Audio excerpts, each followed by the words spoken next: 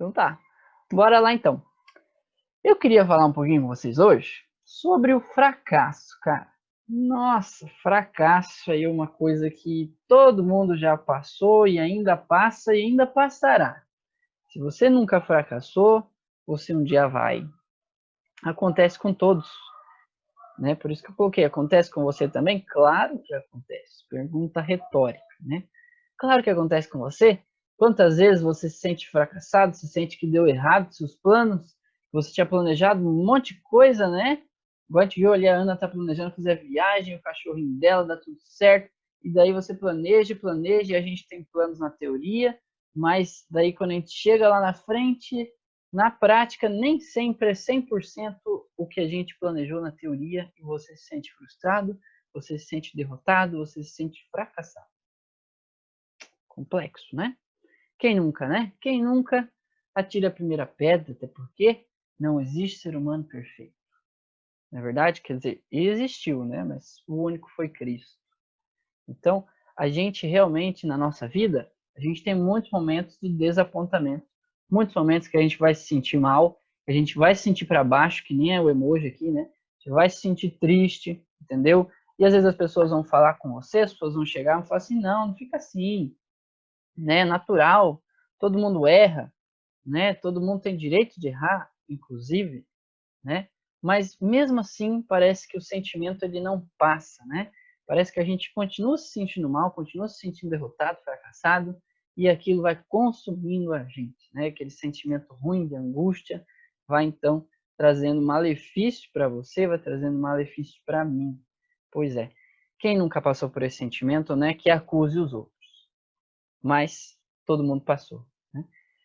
E o interessante é perceber, galera, que o nosso problema, na real, ele já começou há muito tempo, né? Desde que o ser humano pecou, a gente passa por sentimentos como esse do fracasso, né? Da frustração, né? Imagine só, você vive num mundo perfeito, né?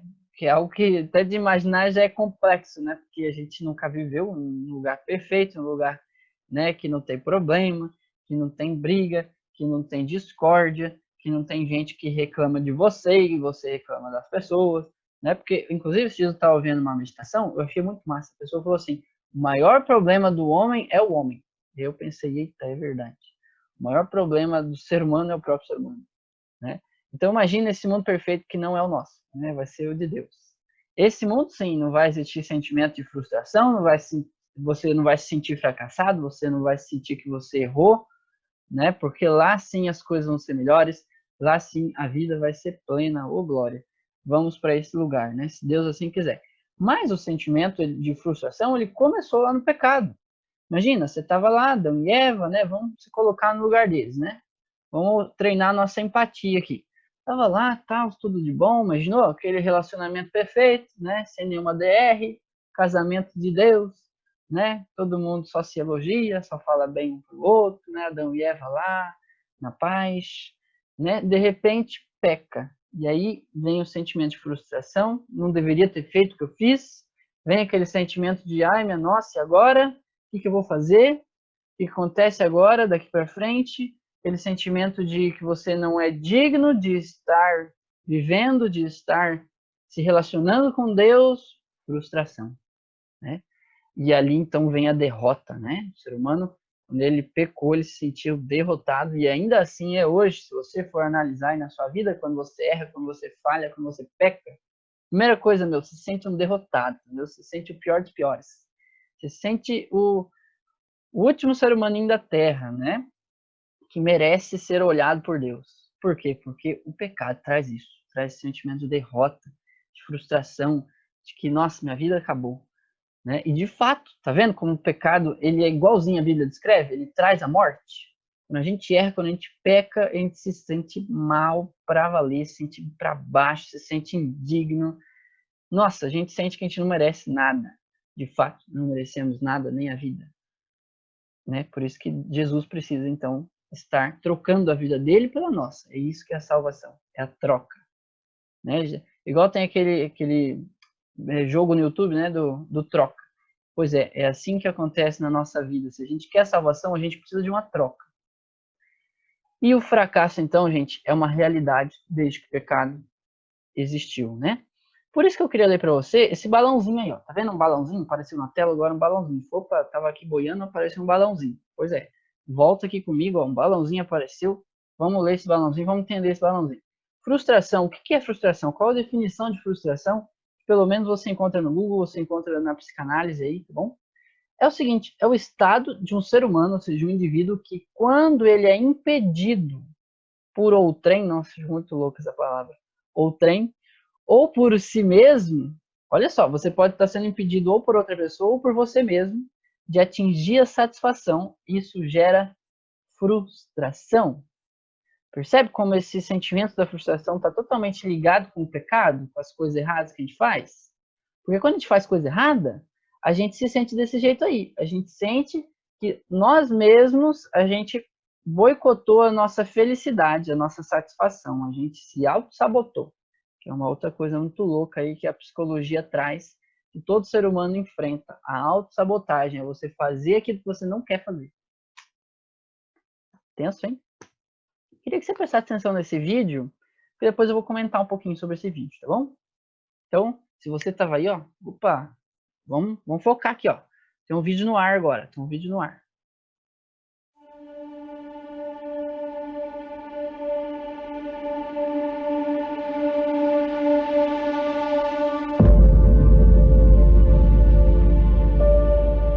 Ignorem, né? YouTube tem essas coisas.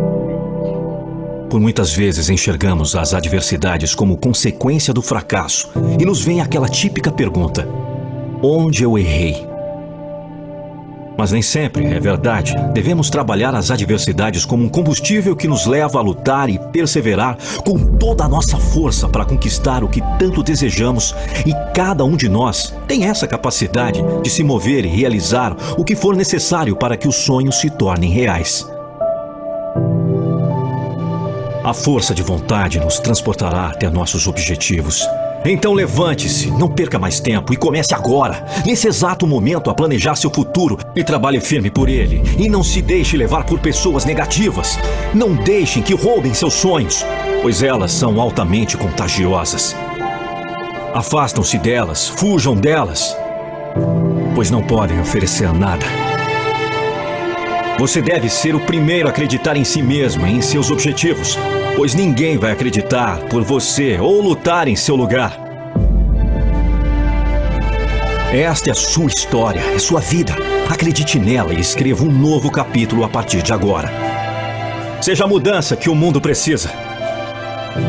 Lembre-se, pessoas prósperas continuam se mexendo. Elas cometem erros, mas elas não desistem. Você pode aprender muito com seus erros, e se nunca cometer nenhum, é porque talvez ainda tenha muita coisa a aprender. Os erros podem ajudá-lo a se tornar mais forte e capaz de produzir mais. Esteja motivado para enfrentar seus medos. Pergunte-se qual seria a pior coisa que poderia acontecer. Depois tente minimizar essa possibilidade. Todo mundo tem medo de fracassar, mas as pessoas de sucesso aprendem a transferir seus medos para as ações que irão aumentar suas chances de sucesso. Nós todos temos de expandir nossos limites para crescer. Se o seu medo de cometer erros não deixar tentar, aprender e crescer, em última instância você perderá de qualquer forma. Quantos projetos você deixou para trás? Quantas vezes seus temores bloquearam seus sonhos? É hora de enfrentar os problemas, mesmo não tendo forças. É hora de caminhar por lugares desconhecidos, mesmo sem bússola. É tomar atitude que ninguém tomou. Em vez de se lamentar, você pode se concentrar no que aprendeu com seus erros. E até mesmo nas piores situações, há sempre uma coisa positiva. Ninguém gosta de cometer erros, mas quando cometidos, o melhor é aprender da melhor forma com eles e se dar conta de que os erros são uma parte essencial da superação pessoal. Você não deve se sentir sobrecarregado pela culpa. Um dos maiores erros que cometemos na vida é ficar esperando a compaixão e ajuda das outras pessoas. Ficamos esperando que as pessoas reconheçam nossas dificuldades, nossos problemas e que tenham pena ao ver o quanto sofremos. Nós próprios temos que cuidar de nossas vidas, de nossos problemas. É claro que muitos ajudam, mas não viva na certeza dessa ajuda. Não se desiluda, não se decepcione. Ninguém terá pena de você.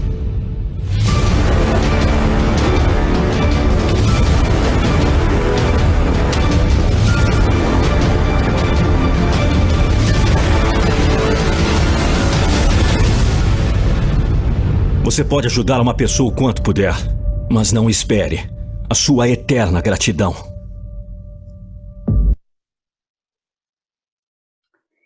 Queria falar com você sobre esse vídeo pelo seguinte.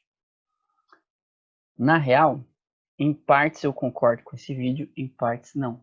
Por que em partes não? Porque, galera, nem sempre apenas a sua força de vontade vai fazer com que os problemas sumam da sua vida. E nem sempre também, quando a gente espera a compaixão dos outros, ajuda apenas dos outros, os problemas vão sumir da nossa existência. Até porque, galera, na vida espiritual, na nossa vida com Deus, nem sempre dá certo da gente ficar à mercê apenas de nós mesmos. Entende? Olha só, eu queria que você pensasse um pouquinho nesse próximo slide, que é o seguinte, o vídeo ele falou o seguinte, vamos cuidar dos nossos próprios problemas, né? E o cara faz ali aquela voz assim, vamos dar uma ênfase nisso. A gente pode cuidar dos nossos problemas? Com certeza a gente pode. Com certeza a gente deve cuidar dos nossos próprios problemas, afinal de contas, se você não fizer, ninguém vai fazer por você, certo? Foi essa ênfase que ele trouxe também. Até porque a gente sabe que existe hoje em dia algo chamado de coitadismo. E o coitadismo? Aquela pessoa, cara, que ela não encara as coisas na vida, sabe? Tudo ela chora, tudo ela fica dando uma de coitada para os outros, para as pessoas terem pena dela, para as pessoas poderem ajudar ela, mas ela mesma não faz nada por si. Espera os outros virem fazer por ela. Isso também é errado. Sabe, só você realmente pode mudar a si mesmo. Isso é uma coisa real, isso é uma coisa verdadeira. Até porque você tem livre-arbítrio. E o livre-arbítrio te permite a mudar a si mesmo. Tanto para melhor quanto para pior. Certo? Mas, e aí eu queria que você pensasse muito nesse mas, nem seu livre-arbítrio te livra da condenação. Sabia? Pois é, que condenação, pastor, que você está falando? Da condenação dos nossos erros, cara. Às vezes você vai errar, você vai se frustrar, você vai falhar com Deus. Você vai pecar. Às vezes você vai pecar contra o seu próximo, contra as pessoas que estão ao teu redor, falar uma bobagem para a pessoa, fazer uma coisa contra a pessoa. E aí? Quem te livra dos seus erros? Você mesmo? Nem sempre. Na real, o que a gente precisa é de Deus. Só Deus pode livrar a gente dos nossos erros, da nossa vida de pecado, dos pecados que a gente cometeu lá atrás. Só Ele pode apagar aquilo que você não pode apagar. Entende? Então, a gente precisa de Deus. A gente precisa dessa graça de Deus, que é capaz de transformar o ser humano. Eu queria colocar um vídeo para vocês. Espera só um pouquinho, que eu vou ter que abrir lá no YouTube, que eu não coloquei aqui no slide. Vou abrir lá, rapidão.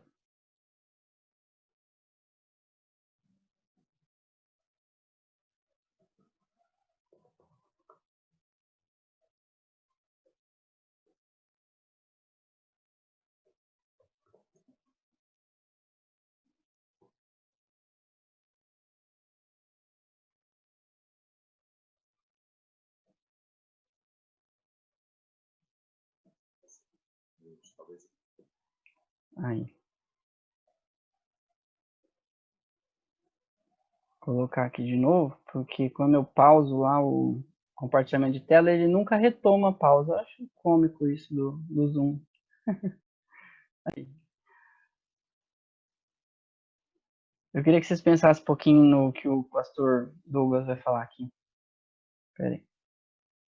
Ou seja, uma das principais perguntas da vida cristã é como vencer o pecado, como andar em santidade.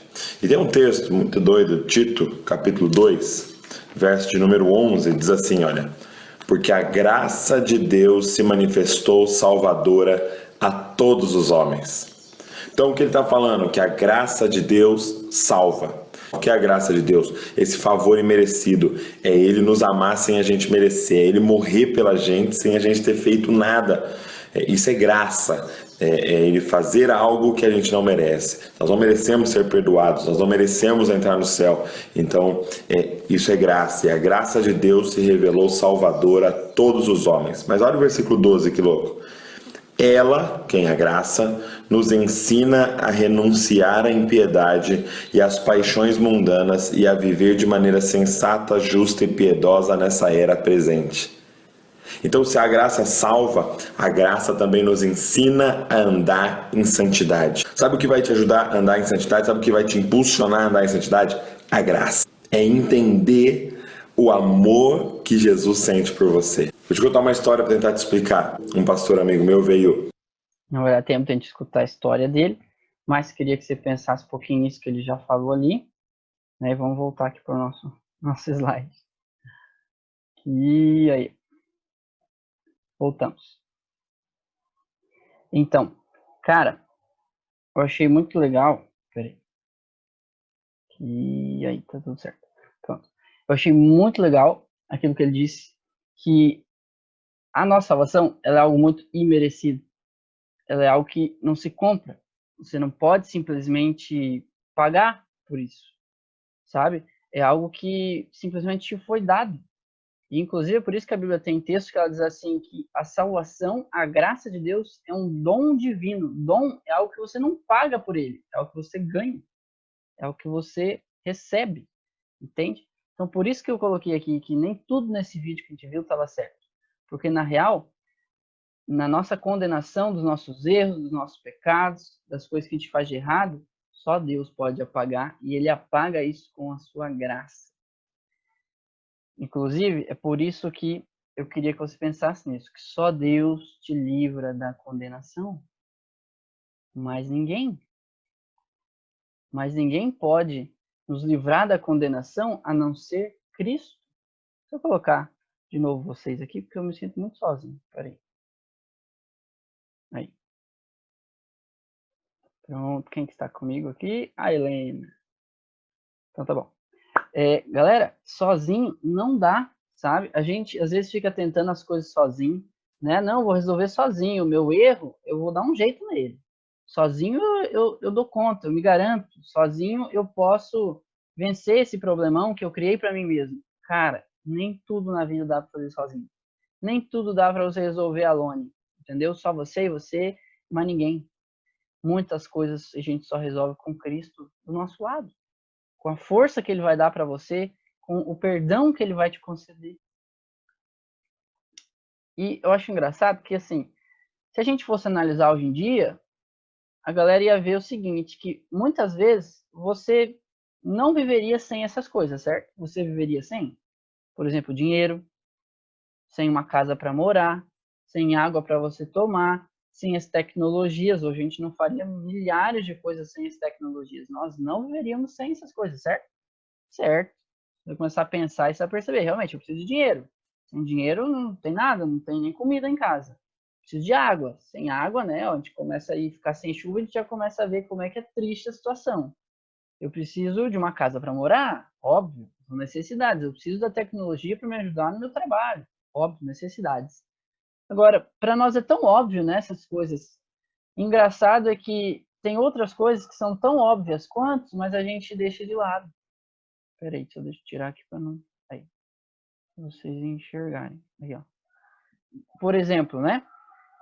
Sem Deus, às vezes as pessoas só pensam nesse óbvio. Não, preciso de dinheiro, preciso de uma casa, preciso, né, de uma faculdade. São coisas, necessidades mesmo que a gente tem, coisas básicas que a gente precisa, de fato, para viver nesse mundo. Mas, sem Deus, você é igualzinho um carro sem gasolina, cara. Já pensou nisso? Dá uma olhada aqui, ó, o carrinho, né? É você. Sem gasolina, você não sai do lugar. Sem gasolina, você não liga o motor.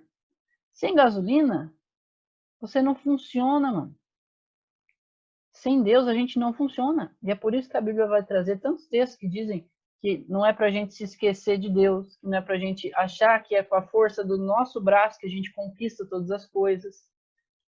Textos como esse de Atos 17, 28, que diz assim, ó, porque nele quem? Em Cristo, vivemos, nos movemos e existimos.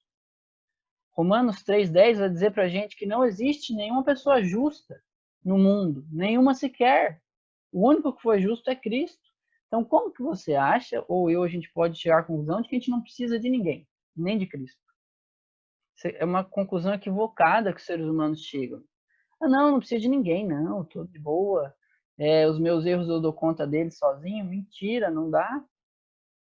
Inclusive, estava dando uma aula agora há pouco para o segundão, em que eu peguei algumas pesquisas de revistas, né, que dizem que hoje em dia o ser humano ele tem conquistado tanto remorso das coisas que ele tem feito que isso gera um estresse absurdo no cérebro. Era uma pesquisa lá de Harvard, né? Eles fizeram com várias pessoas e tal, e analisando, sabe aqueles negócios que eles colocam na cabeça, né? O cérebro delas e as reações delas, as coisas que elas viveram. Meu, entende que os nossos erros, você não dá conta deles sozinho. Você precisa de Deus. Você precisa de Deus para te dar o perdão, para te dar forças, para você continuar seguindo em frente, para você continuar seguindo avante na sua vida. Como que a gente quer, então, viver sem Cristo? Né? Já que ele também é uma necessidade nossa. Nós precisamos dele, segundo a Bíblia, nós existimos por causa dele. Ele é nosso Criador, mas ele também é o nosso Redentor, aquele que nos salva de nós mesmos. Sem ele, o fracasso é total, cara. E é por isso que o nome dessa aula você vai ver lá no seu Eclésio, que é fracasso total ou anulo total. Daqui a pouco a gente vai falar do anulo, mas agora a gente está falando do fracasso total.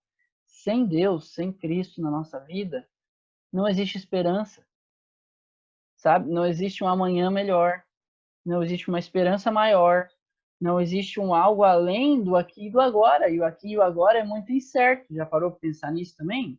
O aqui e agora é muito incerto, cara. Você pode estar aqui agora assistindo a minha aula e daqui 10 minutos, sei lá, na hora do almoço, você sair de carro e sofrer um acidente.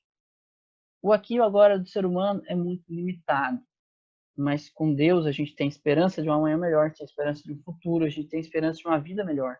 Por isso que Jeremias 31:17 vai dizer o seguinte, ó: por isso existe a esperança, né? Há esperança para o seu futuro. O futuro de quem? Meu e seu, declara Senhor Deus.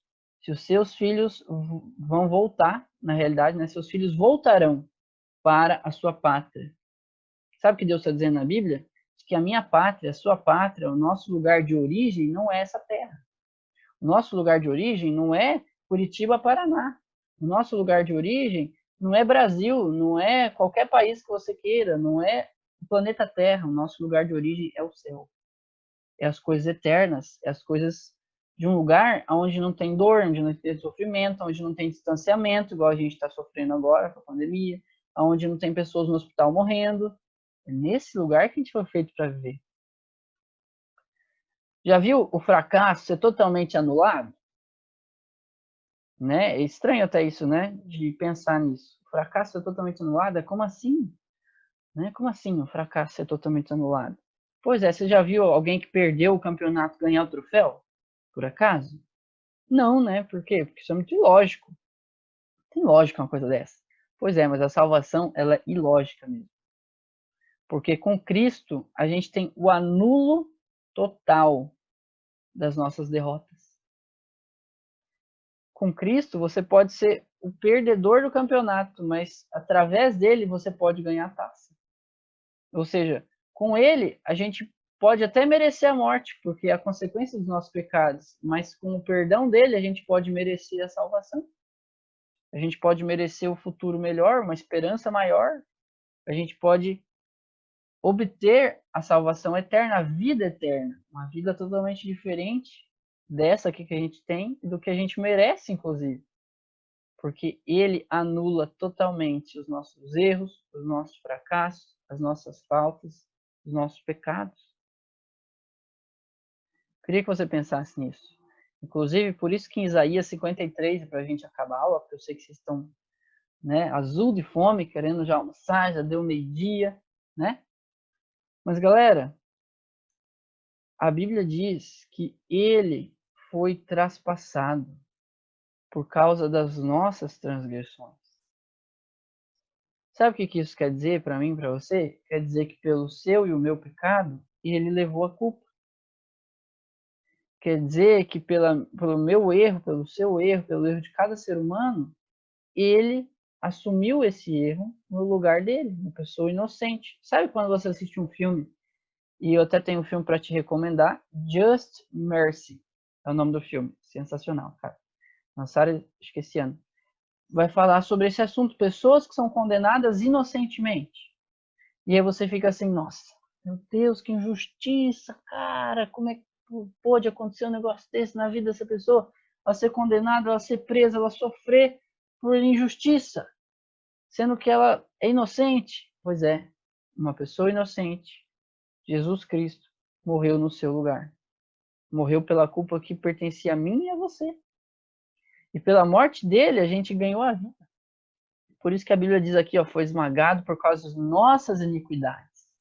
O castigo que nos trouxe a paz estava sobre ele. E pelas suas feridas nós fomos sarados. Nós somos curados. Muito louco isso, né? Maluco pensar nisso. Mas muito real também, galera. Isso é uma realidade. É por isso que quando Cristo curava as pessoas, vou te dar um exemplo. Quando as pessoas tinham lepra, sabe que lepra era uma doença assim, ó. Se você relou na pessoa, se a gente já tem medo do corona, hoje em dia, imagina a lepra, naquela época que não tinha, né, solução, não tinha remédio. Meu, a lepra, tu relou na pessoa, você pegava a lepra. Já imaginou se você encostasse na pessoa do teu lado, a pessoa esbarrasse em você, você pegava a lepra? Assim era a lepra. E sabe o que Jesus fazia? Ele pegava e colocava a mão na pessoa. E ao invés dele pegar a lepra, a pessoa era curada. Louco, né? Pois é. É assim que ele faz na nossa vida. Nós somos leprosos, nós somos pecadores, mas quando ele rela em nós, quando a salvação dele chega em nós, quando o amor dele a gente aceita, é como se Deus estivesse tocando em nós, que somos pecadores, e a gente se transforma em pessoas sãs, em pessoas curadas, em pessoas que merecem a eternidade. Fique com isso, fique com essa dica nesse dia de hoje, na sua cabeça, na sua cachola. Pense sobre isso, tá bom? As nossas condenações, aquilo que é o nosso fracasso total, pode ser anulado totalmente quando a gente entrega isso nas mãos de Cristo. É isso que eu queria que você pensasse hoje. E quero fazer uma oração para a gente terminar a nossa aula, então. Sei que vocês estão com pressa para comer, né? Então, aí já pensando nos compromissos de hoje à tarde, né? Nas outras coisas que vocês têm que fazer. Então, queria orar aqui para que a gente pense um pouquinho mais sobre esses assuntos, para que isso possa fazer alguma diferença no nosso dia a dia, na nossa semana. Oremos então. Santo Deus, amado Pai, muito obrigado por essa aula. Obrigado por esse momento que a gente pôde ter aqui de reflexão, de pensamento sobre essas coisas tão relevantes que são para nós, Pai, a certeza da Tua salvação, a certeza de que não existe erro do qual o Senhor não possa apagar por completo. Muito obrigado por isso, meu Deus, porque nós não merecemos, mas ainda assim o Senhor nos dá de graça. Que essa graça, Pai, assim como o pastor Douglas falou no vídeo dele, ela nos motive a gente ter uma vida cada vez melhor, uma vida cada vez mais certa, uma vida cada vez mais de acordo com a Tua vontade. É o que eu te peço, em nome de Jesus. Amém. Amém. Bora lá então, galera. Um bom almoço para vocês, ó. Comam bastante. Aqui, professor. Tchau, professor. Falou, professor. Falou, Tchau, gente. Bom feliz. É verdade, tem feriado, Hoje né? pra todo mundo dar tchau. Tchau, galera. Fiquem com Deus. Tchau, professor. Falou, Brenner. Tchau, Alexandre. Tchau para todos. Deus abençoe. Tchau, professor. Tchau. Tchau, André. Fique com Deus.